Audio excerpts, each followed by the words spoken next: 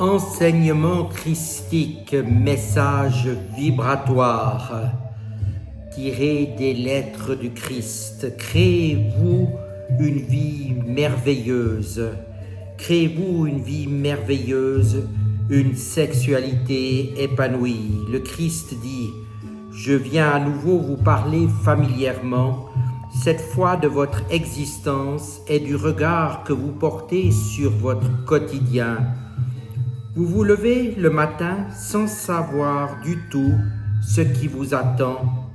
Vous vous immergez dans votre routine, prononcez des phrases, des paroles sans réfléchir à l'impact qu'elles pourraient avoir sur votre environnement, vos auditeurs.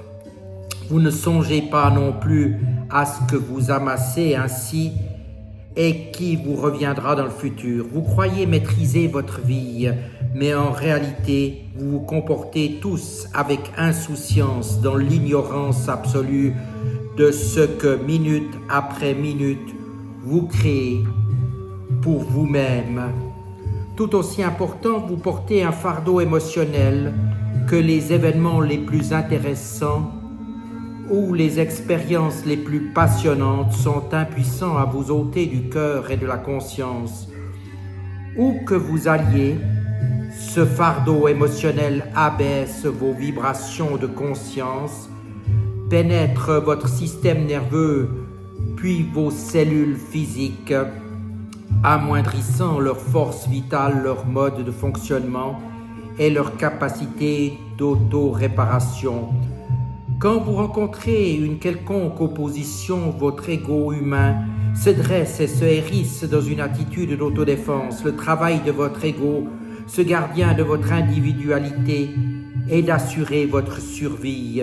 Donc il se rue à votre secours et vous ressentez que l'opposition, sous n'importe quelle forme, est intolérable et ne doit pas être tolérée. En conséquence, vous voyez votre esprit et vos émotions s'agiter, s'échauffer, se fâcher et vous voulez riposter pour faire taire l'opposition, qu'elle soit ou non justifiée.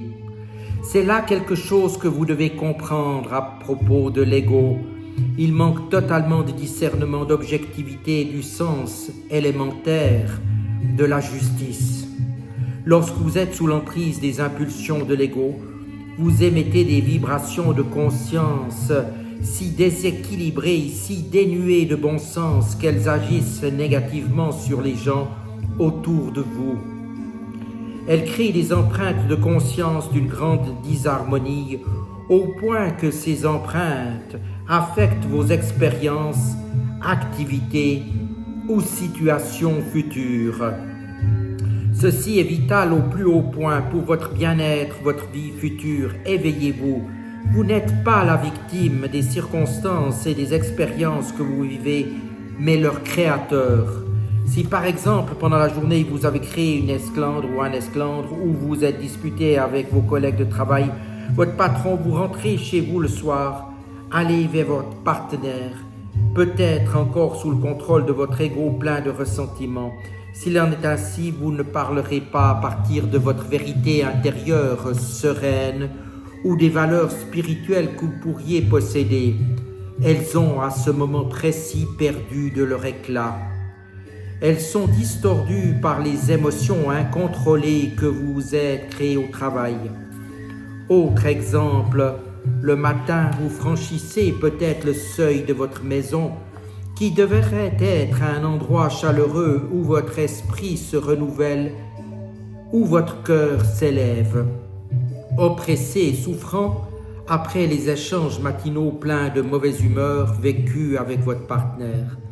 Peut-être vous êtes-vous disputé suite à un reproche quelconque. Vous avez essayé de régler le problème par un rapport sexuel, mais vous avez bien dû constater que si la relation sexuelle vous rapprochait l'un de l'autre émotionnellement, elle n'avait pas, au fond, été vraiment satisfaisante. Elle n'avait pas guéri le ressentiment. Comprenez bien qu'en cas de relation sexuelle non protégée, vous échangez non seulement vos fluides corporels, mais aussi votre conscience. Beaucoup de gens ont en permanence une conscience tellement réactive, voire hostile, envers l'humanité et la vie en général qu'elle affaiblit leur santé physique et altère aussi le bien-être physique et émotionnel de leur partenaire. Quand vous avez une relation sexuelle après dispute blessante pour tenter de replâtrer votre relation, vous vous imprégnez alors en plus des mauvais sentiments que recèle la conscience de votre partenaire. Sans vous en rendre compte le moins du monde, vous vous chargez de ces mauvais sentiments et vous les ajoutez aux vôtres en partant à votre travail. Je vous explique très exactement comment votre monde terrestre, que vous appelez solide, mais qui est vraiment de l'énergie de conscience, est un amalgame de formes, de conscience, de mauvaise humeur ou d'amour et de joie, affectant en bien ou en mal votre santé et vos performances dans la vie. Quelle que soit la conscience que vous créez, bonne ou mauvaise, vous laissez votre empreinte énergétique sur tout ce que vous rencontrez, y compris votre voiture, votre ordinateur et tout ce que vous utilisez durant la journée. Comment est-ce possible, demanderez-vous probablement. C'est possible parce que l'univers entier aux innombrables galaxies n'est qu'une conscience, que l'amour et l'intelligence sous la forme la plus haute, œuvrant à travers les interactions de l'électromagnétisme. L'électromagnétisme est vraiment la substance du pouvoir de l'esprit humain et des impulsions émotionnelles telles qu'elles apparaissent dans la vie terrestre. Tout ce que vous voyez, sentez, touchez n'est vraiment qu'impulsion de conscience, rendue visible grâce à l'électromagnétisme.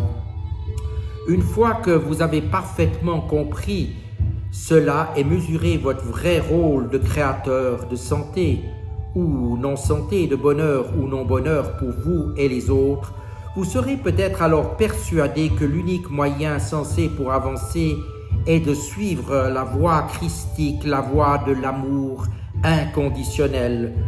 Comment pouvez-vous commencer à changer vos schémas habituels de pensée et maîtriser vos émotions indisciplinées? Vous pouvez y arriver par l'exercice de votre volonté, mais en comptant sur votre volonté, vous vous appuyez sur la même conscience égoïque que celle qui vous fait perdre votre équilibre émotionnel. C'est utiliser de la mélasse pour nettoyer un sol barbouillé de mélasse. Vous pouvez aussi apprendre à maîtriser votre ego en cherchant à connaître et à établir un contact avec la source de votre être. Je t'ai appelé le Père. Vous n'êtes pas seul. Par la prière et la méditation régulière, vous prendrez finalement conscience et contact avec ce qui s'avérera être votre plus grande source de bien et de réconfort au monde. Sans doute, beaucoup de gens demanderont si le Christ approuve et condamne les préservatifs. Voici la réponse vibrante du Christ. Aucune idée nouvelle et créatrice ne vient jamais des cellules cérébrales humaines. Les gens qui inventent et créent quelque chose de nouveau reçoivent l'idée de l'universel. Tout ce qui vient de l'universel peut être utilisé au bénéfice de la création. La création du préservatif compte parmi les bénédictions et dons les plus tendres et merveilleux apparus sur terre dans les liens du mariage comme hors de ces liens. Il a soulagé de nombreuses femmes douloureusement chargées par les exigences d'hommes importuns. Il a permis d'épargner la misère d'une existence sans amour à des enfants non désirés. D'innombrables enfants auraient pu naître dans la pauvreté et mourir prématurément. Avec l'arrivée du sida, le préservatif est assurément un moyen de protéger son partenaire. Comprenez toutefois qu'il y a des aspects de l'existence où la moralité devrait être exercée. Elle est très claire sur ce que la vraie moralité sexuelle, la vraie sexualité spirituelle est bénie, dont l'Église ne sait rien. Et maintenant, nous allons aborder le sujet « Dieu existe-t-il vraiment ?» Ce que le Christ dit, je m'adresse à vous familièrement pour parler de divers problèmes auxquels les gens sont confrontés sur terre. Je reviens vers vous à travers l'esprit de ma porte-parole, parce que ceux qui ont vraiment embrassé la vérité contenue dans ces lettres dont je vous donne lecture actuellement, qui tentent de gouverner leur vie quotidienne grâce à cette compréhension profonde des secrets de la création, ont grandement allégé leurs anciens fardeaux. Ils ont découvert avec joie que l'humanité n'est pas née pour être victime des circonstances. Ils savent qu'ils ont à leur disposition un moyen réel, fiable, pour surmonter les difficultés ou supporter les revers avec force intérieure et même avec bonheur. Quel est ce moyen? C'est la source de tout être et non pas le Dieu biblique Jéhovah, mais la lumière universelle de l'être expérimentée par les vrais mystiques. Avec le temps, les gens qui aspirent à approfondir leur connaissance de la vérité spirituelle et non de la religion découvriront qu'ils ont une aptitude naturelle au mysticisme. Quand cela arrivera, ces gens ne demanderont plus Dieu existe-t-il vraiment. Ils sauront sans aucun doute possible qu'il existe une cause première ou source universelle de l'être, extraordinairement puissante dont toutes les choses tirent leur forme individualisée. Tout ce qui existe vivant ou inanimé est maintenu et préservé durant sa vie terrestre et pour l'éternité au sein de cette magnifique énergie de conscience. Voyez-vous à quel point il est merveilleusement stimulant, délicieusement excitant de découvrir que vous n'êtes pas en réalité une âme opprimée, victime des circonstances nées pour se maintenir dans l'ornière où l'a précipité sa naissance ou dans l'abîme où elle est tombée par la suite.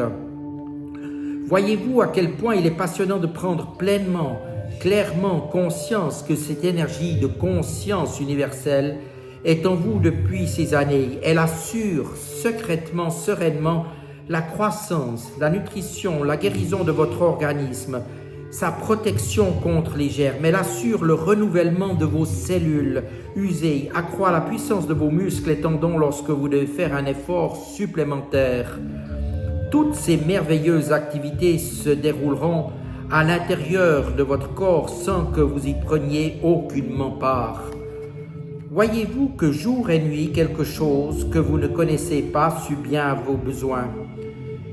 Eh bien, les scientifiques peuvent expliquer toutes ces activités, mais ils n'ont pas même un début d'explication quant à la formidable impulsion de l'être qui les fait agir. Je peux le dire car j'ai reçu l'illumination complète sur terre, dit le Christ, et j'ai ascensionné à travers les différents niveaux de lumière jusqu'à arriver aux portes même de l'équilibre éternel dans lequel notre cause première commune, la source de tout être, réside dans un vide d'immobilité et de silence. Je connais la vraie nature de notre cause première parce que j'en suis moi-même une individualisation presque parfaite. Vous et moi, qui suis le Christ ascensionné appelé Jésus au temps où je vivais sur terre, sommes tous deux issus de la même source. J'avais coutume de l'appeler Père parce qu'après l'illumination, je vis qu'elle était le véritable Père-Mère de toute la création. Les parents humains ne sont vraiment que les véhicules de la création à travers lesquels œuvre la source de l'être. Ayez confiance en moi car je sais au-delà de tout doute et je vous dis sincèrement, alors que vos parents humains peuvent vous décevoir si vous suivez ma voie, la voie christique, vous découvrirez que le Père est une source inépuisable de soutien, de guérison, de guidance, de solutions inattendues, d'inspiration et de joie. Où que vous soyez sur terre, quelles que soient vos difficultés, vos disgrâces, ou le manque d'argent qui vous taraude au fond de vous-même, autour de vous et au-dessus de vous, se trouvent les ressources spirituelles auxquelles vous pouvez faire appel de tout votre cœur et de tout votre esprit. La réponse viendra assurément si vous ne doutez pas. Beaucoup de gens réfuteront cette déclaration et s'en moqueront, mais il est également vrai qu'ils vivent dans le scepticisme. Ceux qui choisissent de suivre, minute après minute, ma voix, la voix christique, accepteront mes paroles, car ils auront appris à méditer comme il convient, calmer son esprit, expérimenter alors un peu de l'immobilité, du silence, du vide, de l'équilibre universel, la source même de la création, et puiser ainsi la source de toute créativité et perfection. Ne laissez quiconque condamner ou critiquer tant qu'il n'y a pas, lui aussi résolu et réussi à calmer son esprit bruyant et entrer dans le silence. Après une telle expérience, aucun esprit humain ne peut résister à l'appel divin l'invitant à chercher ce qui lui a donné vie et l'a élevé jusqu'à l'âge adulte.